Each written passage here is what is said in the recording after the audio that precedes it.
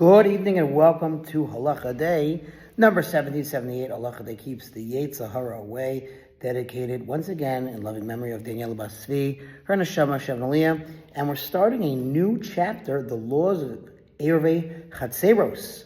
And you'll ask, what does that mean? We're about to explain. The introduction will talk all about it. The prohibition of carrying on Shabbos encompasses carrying from a private domain to a public domain, as well as carrying 4 amos, which is between 6.3 and 7.6 feet, in a prohibited domain. Says the footnote, again, these laws have been discussed above, but we touched on these subjects before, these domains. One is biblically permitted to carry throughout a properly enclosed area, whether it encompasses a single courtyard, a neighborhood, or even an entire city.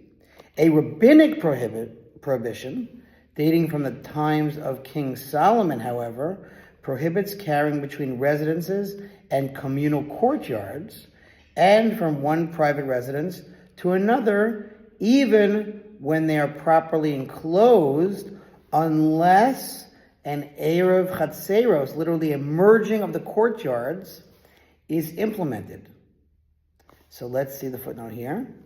In the times of the Talmud, and now it's really good to see a picture, but you're not able to see a picture, houses were commonly built around a courtyard, and several courtyards would in turn lead into an alley called a mavoi, through which the residents of the courtyard would pass to get to the street. The laws of this chapter, the Siman, are equally applicable to modern cities and towns, despite the difference in layout. In fact, any common area such as the open area of a bungalow colony or even the hallway in an apartment building may be the halachic equivalent of a courtyard and require Erevei Chatzeros, as we will see below. All right. Okay.